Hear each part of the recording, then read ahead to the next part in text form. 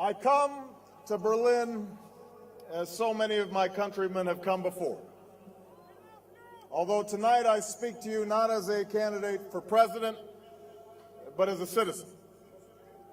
A proud citizen of the United States and a fellow citizen of the world.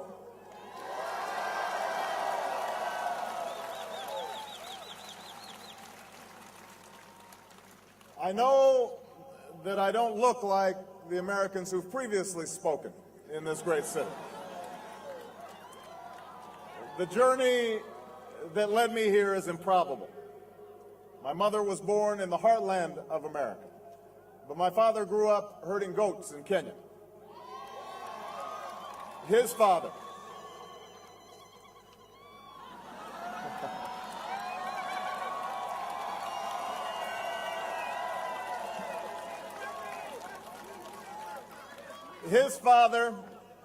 my grandfather, was a cook, a domestic servant to the British.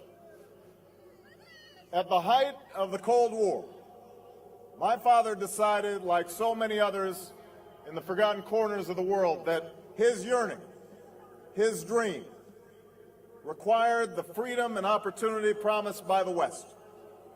And so he wrote letter after letter to universities all across America until somebody, somewhere, answered his prayer for a better life. That is why I am here. And you are here because you too know that yearning. This city, of all cities, knows the dream of freedom.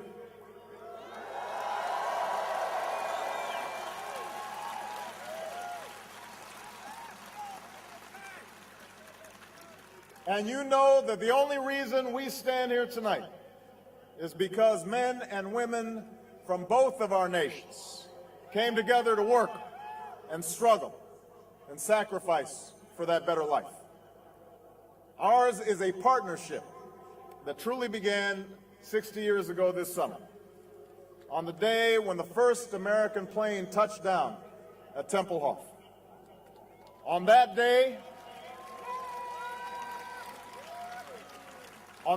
much of this continent still lay in ruin. The rubble of the city had yet to be built into a wall. The Soviet shadow had swept across Eastern Europe, while in the West, America, Britain, and France took their stock of their losses and pondered how the world might be remade. This is where the two sides met. And on the 24th of June, 1948, the communists chose to blockade the western part of the city. They cut off food and supplies to more than 2 million Germans in an effort to extinguish the last flame of freedom in Berlin. The size of our forces was no match for the larger Soviet army.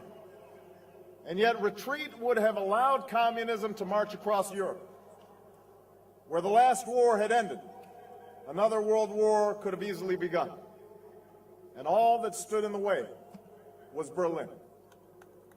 And that's when the airlift began, when the largest and most unlikely rescue in the history brought food and hope to the people of this city.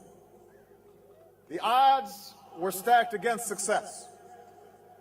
In the winter, a heavy fog filled the sky above, and many planes were forced to turn back without dropping off the needed supplies. The streets where we stand were filled with hungry families who had no comfort from the cold. But in the darkest hours, the people of Berlin kept the flame of hope burning. The people of Berlin refused to give up. And on one fall day, hundreds of thousands of Berliners came here to the Tiergarten and heard the city's mayor implore the world not to give up on freedom. There is only one possibility, he said, for us to stand together, united, until this battle is won. The people of Berlin have spoken. We have done our duty, he said, and we will keep on doing our duty. People of the world, now do your duty. People of the world, look at Berlin.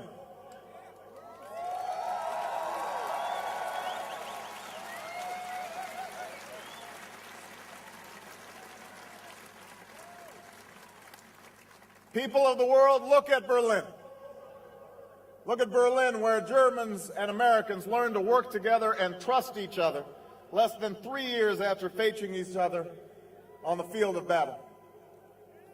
Look at Berlin, where the determination of a people met the generosity of the Marshall Plan and created a German miracle, where a victory over tyranny gave rise to NATO, the greatest alliance ever formed to defend our common security. Look at Berlin, where the bullet holes in the buildings and the somber stones and pillars near the Brandenburg Gate insist that we never forget our common humanity. People of the world, look at Berlin, where a wall came down, a continent came together, and history proved that there is no challenge too great for a world that stands as one.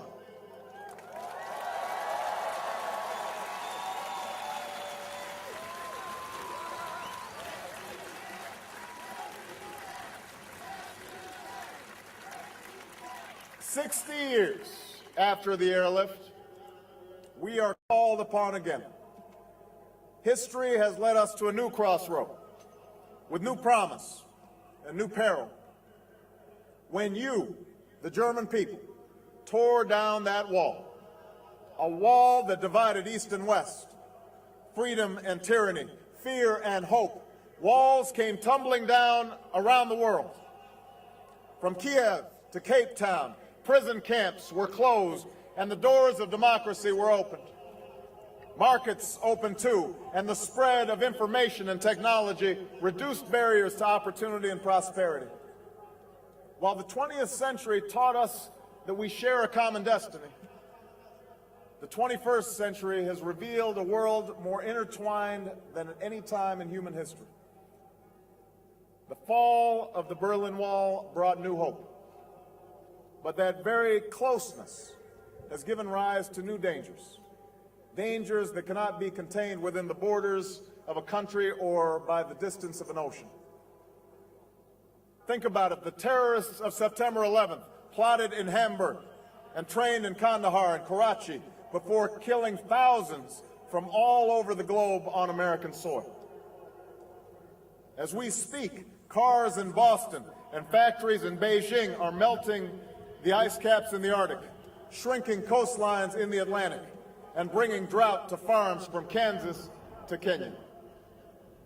Poorly secured nuclear material in the former Soviet Union, or secrets from a scientist in Pakistan, could help build a bomb that detonates in Paris. The poppies in Afghanistan come to Berlin in the form of heroin. The poverty and violence in Somalia breeds the terror of tomorrow. The genocide in Darfur shames the conscience of us all.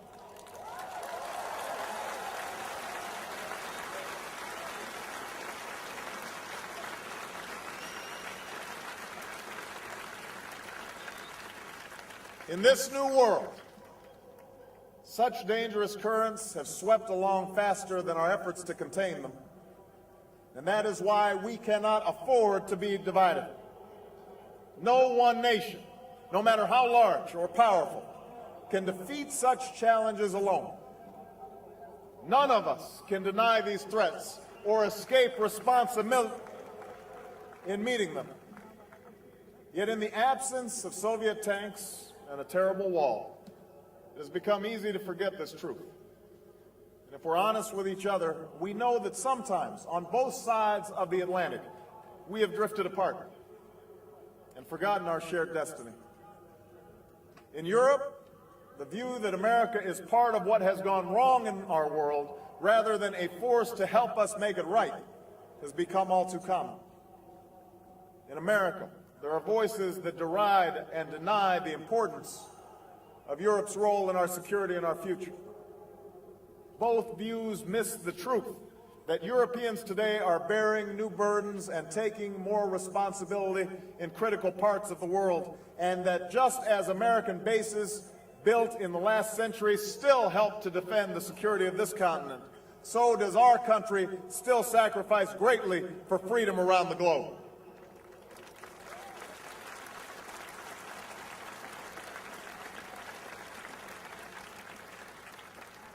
Yes, there have been differences between America and Europe. No doubt there will be differences in the future. But the burdens of global citizenship continue to bind us together. A change of leadership in Washington will not lift this burden. In this new century, Americans and Europeans alike will be required to do more, not less. Partnership and cooperation among nations is not a choice. It is the only way, the one way, to protect our common security and advance our common humanity.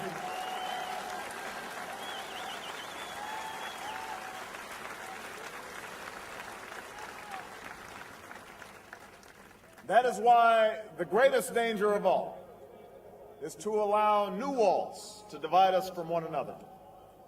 The walls between old allies on either side of the Atlantic cannot stand. The walls between the countries with the most and those with the least cannot stand. The walls between races and tribes, natives and immigrants, Christians and Muslims and Jews cannot stand. These now are the walls we must tear down.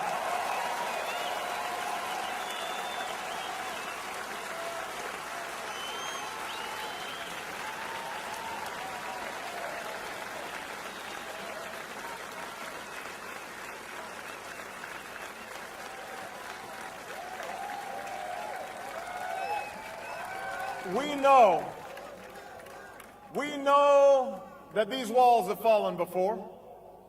After centuries of strife, the people of Europe have formed a union of promise and prosperity. Here, at the base of a column built to mark victory in war, we meet in the center of a Europe at peace. Not only have walls come down in Berlin, but they've come down in Belfast, where Protestant and Catholic found a way to live together. In the Balkans, where our Atlantic Alliance ended wars and brought savage war criminals to justice. And in South Africa, where the struggle of a courageous people defeated apartheid.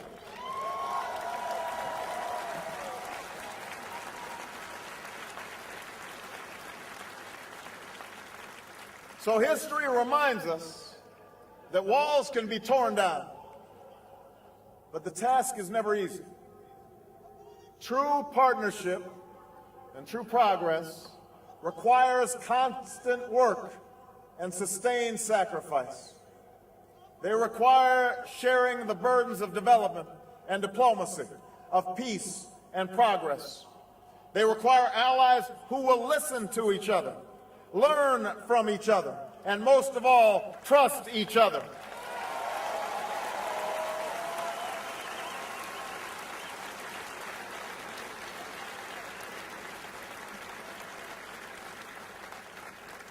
That is why America cannot turn inward. That is why Europe cannot turn inward. America has no better partner than Europe. Now is the time to build new bridges across the globe as strong as the one that binds us across the Atlantic. Now is the time to join together through constant cooperation and strong institutions and shared sacrifice and a global commitment to progress to meet the challenges of the 21st century. It was this spirit that led airlift planes to appear in the sky above our heads and people to assemble where we stand today. And this is the moment when our nations and all nations must summon that spirit anew. This is the moment when we must defeat terror and dry up the well of extremism that supports it. This threat is real, and we cannot shrink from our responsibility to combat it. If we could create NATO to face down the Soviet Union, we can join in a new and global partnership to dismantle the networks that have struck in Madrid and Amman, in London and Bali, in Washington and New York. if we could win a battle of ideas against the communists, we can stand with the vast majority of Muslims who reject the extremism that leads to hate instead of hope.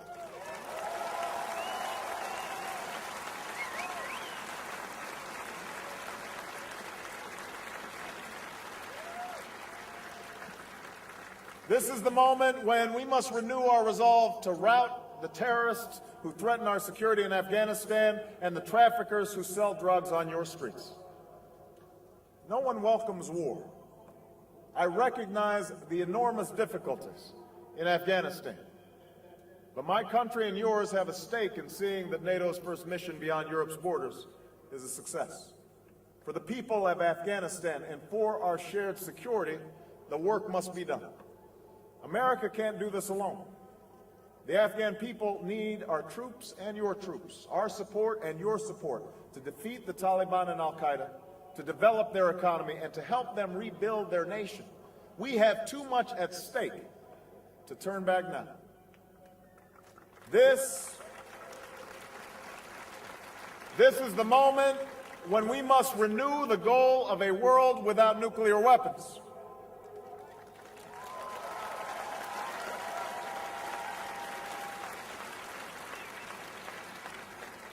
The two superpowers that faced each other across the wall of this city came too close, too often, to destroying all we have built and all that we love.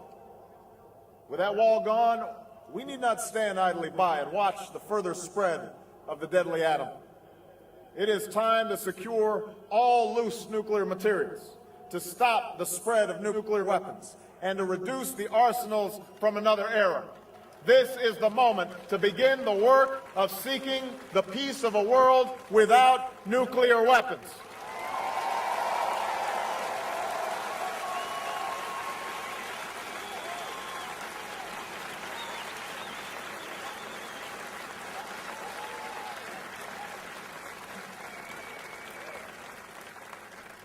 This is the moment when every nation in Europe must have the chance to choose its own tomorrow, free from the shadows of yesterday. In this century, we need a strong European Union that deepens the security and prosperity of this continent while extending a hand abroad. In this century, in this city of all cities, we must reject the Cold War mindset of the past and resolve to work with Russia when we can, to stand up for our values when we must, and to seek a partnership that extends across this entire continent.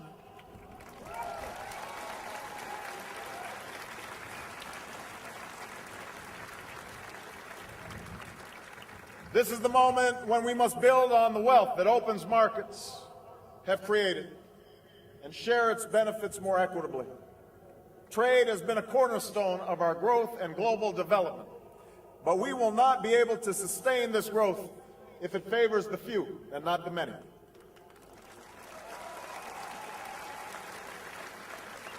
Together, we must forge trade that truly rewards the work that creates wealth, with meaningful protections for our people and our planet. This is the moment for trade that is free and fair for all. This is the moment we must help answer the call for a new dawn in the Middle East. My country must stand with yours and with Europe in sending a direct message to Iran that it must abandon its nuclear ambitions.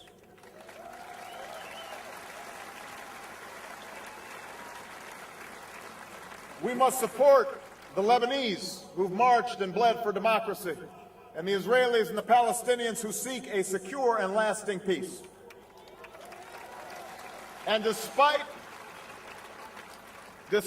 past differences, this is the moment when the world should support the millions of Iraqis who seek to rebuild their lives, even as we pass responsibility to the Iraqi government and finally bring this war to a close.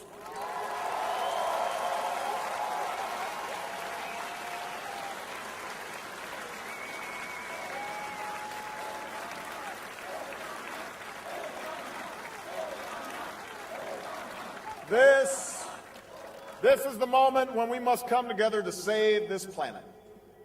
Let us resolve that we will not leave our children to a world where the oceans rise and famine spreads and terrible storms devastate our lands. Let us resolve that all nations, including my own, will act with the same seriousness of purpose as has your nation and reduce the carbon we send into our atmosphere.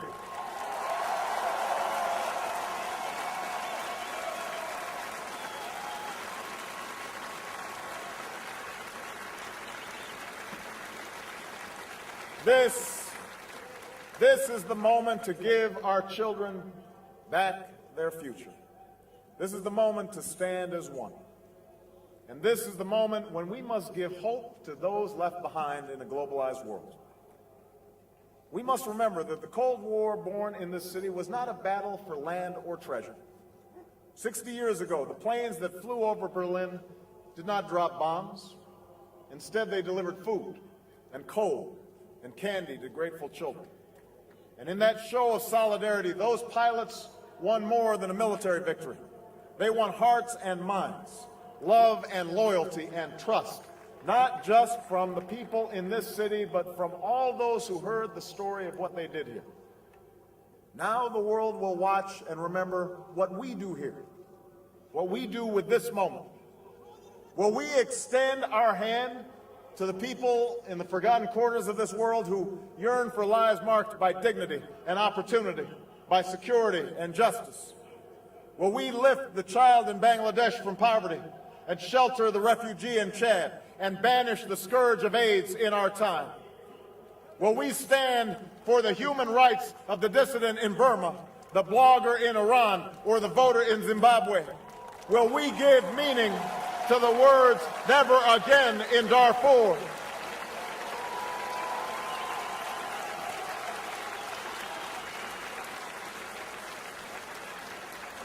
Will we acknowledge that there is no more powerful example than the one each of our nations projects to the world? Will we reject torture and stand for the rule of law? Will we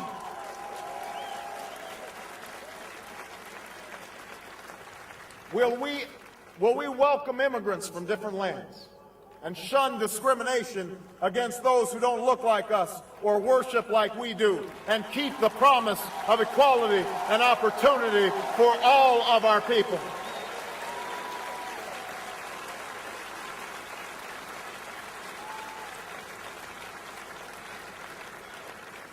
People of Berlin, people of the world, this is our moment.